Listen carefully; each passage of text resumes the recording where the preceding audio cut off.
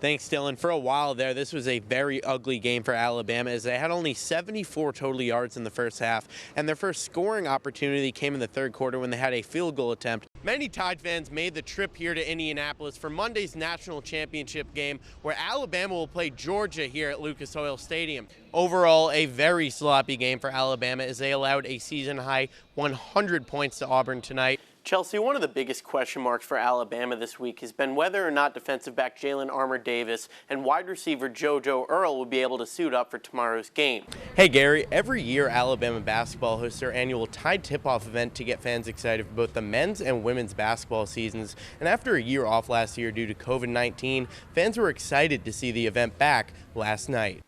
Thanks, Chelsea. Alabama is used to being in the college football playoff. After all, they've been in 7 of the 8 playoffs that have been played, and because of it, they've gained some valuable experience. Hey, Gary, this week I spoke to Tom Green of AL.com, and he talked about the roller coaster season the Tigers have had this year, and now they come into the Iron Bowl in a position they haven't found themselves in quite some time.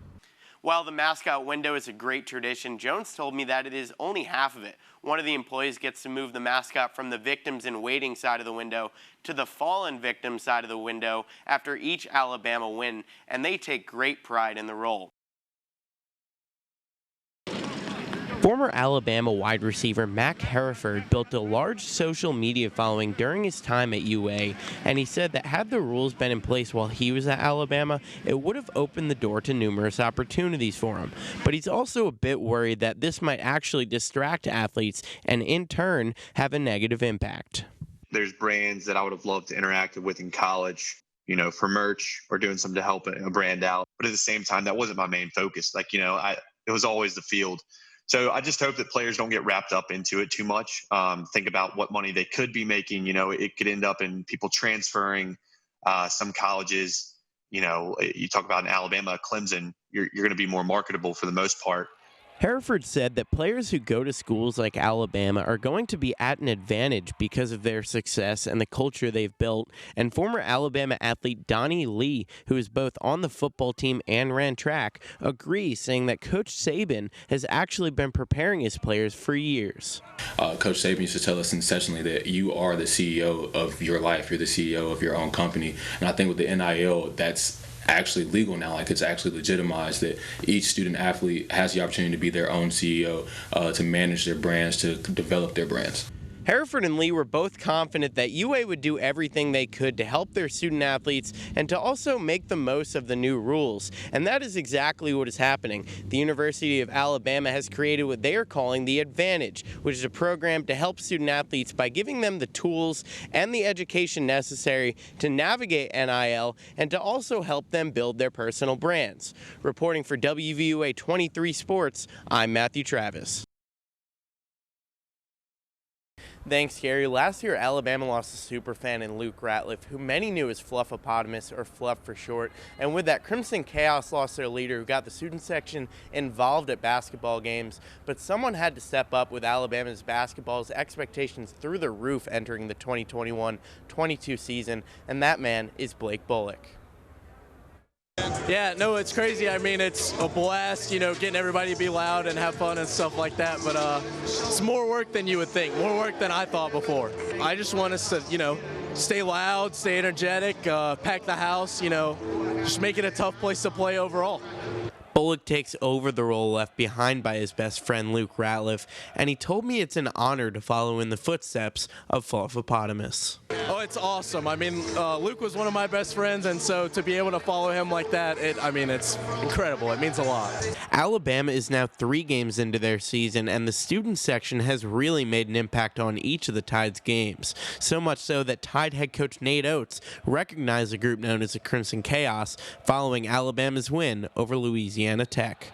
First thing I want to do is thank the student section for showing up huge. It was great. I think there's almost 3,000 students. They oversold it. It's awesome. It was a night to remember Fluff. You know, his family was here, his parents were here. We asked the student section to show up. They did.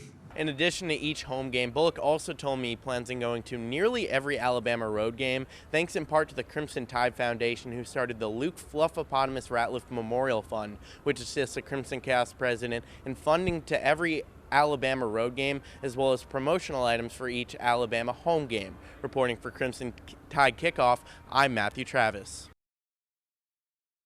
Good evening, I'm Matthew Travis. Alabama softball was in Columbia, South Carolina this weekend, taking on the Gamecocks. And after winning the first 2 games of the series, the Tide came into today's game with the sweep on their mind.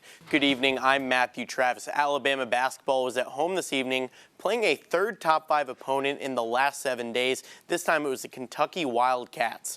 As you see there, fans were excited for the Crimson Tide's matchup this evening, and Alabama was giving them a reason to be loud in Coleman early. This Keon Ellis 3 gave the Crimson Tide a 9-1 lead only 2 minutes and 20 seconds into the game.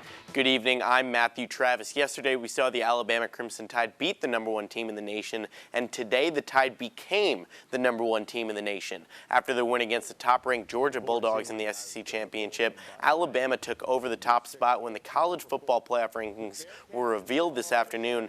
Good evening, I'm Matthew Travis. Alabama football was in action Friday against Cincinnati with a trip to the national championship on the line. Friday marked the 7th time Alabama had played in the college football playoff and the first time for Cincinnati.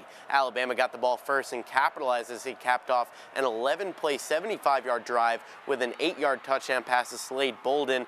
This past weekend at the Southern State Athletic Conference Track and Field Championships, Stillman College thrower Willie Washington won the shot put competition.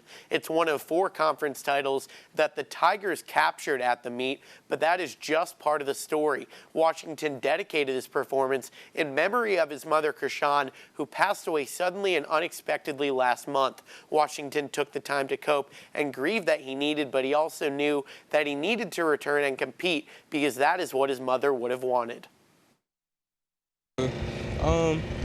Yeah, she's always been there for me and everything that I've always like sports-wise. She was always there. She's never missed anything. For her to for me to win something for the first time ever in my life, I'm the champion. So it's I wish she would have been able to saw that, but it's an unfortunate situations happen. So yeah.